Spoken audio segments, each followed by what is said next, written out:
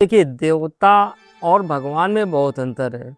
आम तौर पर लोग देवता भगवान एक ही चीज़ समझ लेते हैं, वो एक चीज़ नहीं है। देवता जो है वो पृथ्वी को संचालन करने का कार्य सौंपा गया है। जैसे अपने यहाँ जैसे नहीं लेखपाल ये सब नियुक्त होते हैं प्रशासनिक अधिकारी वगैरह, ऐसे ही हमारे प्रशासनिक अधिकारी हैं।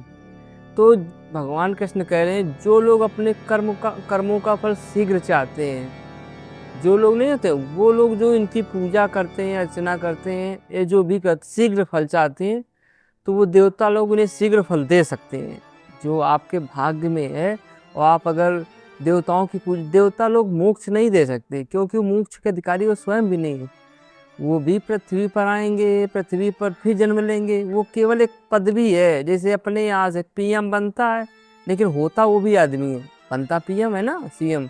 ऐसे ये हैं तो देवता हमारे लेकिन ये जाते हम ही से हैं। मनुष्य लोग की एक कर्म भूमि है, पशु पक्षी थोड़ो कि पशु पक्षी कर्म योनि है। अन्य योनियों में आपको नए कर्म नहीं कर सकते। मनुष्य योनि में कर्म करने की फ्रीडम है, आप नए कर्म कर सकते हैं। तो ये कर्म क्षेत्र यहीं से सब जाते हैं। तो भगवान के इसमें कहने का मतलब ये है कि जो लोग शीघ्र सफलता चाहते हैं तो इन लोगों की पूजा करते हैं। ये हमारे भाई प्रशासनिक अधिकारी हैं, तो ये हमारे फल को कई गुना बढ़ा कर दे सकते हैं, जल्दी दे सकते हैं।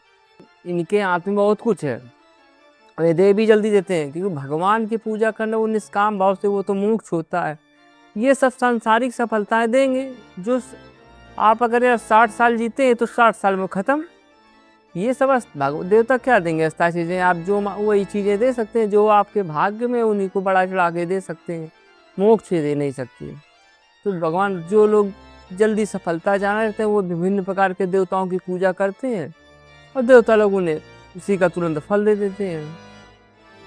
भाई ये एक पृथ्वी है, हम लोग कर्म कर रहे हैं यहाँ। देवता भी, देवताओं के जब पुण्यशील हो जाते हैं तब वो भी पृथ्वी लोक में आते हैं, नीचे आते हैं, फिर वो भी कर्म करते हैं, फिर कर्म के प्रभाव से ऊपर जाते हैं।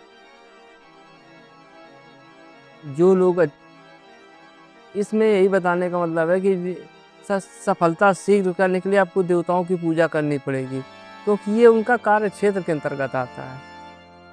ऐसा नहीं कि जो आपके भाग्य में लिखा वो मिलेगा नहीं, लेकिन उसमें फल कई गुना बढ़ कर अधिक मिल जाता है। जैसे आदमी खेत में गेहूँ बोता है और जो लोग डीएपी यूरिया वगैरह डालते हैं तो गेहूँ गति बहुत तेज़ी से पैदावार हो, उसमें फ़र्क पड़ जाता है। ऐसे ही हम अपने कर्मों को अगर देवताओं को पूछते हैं तो वो हमारे कर्मों को कई गुना तो फल बढ़ चढ़ के मिलता नहीं। फल तो वो मिलता ही लेकिन वो संकुचित मिलता है। वही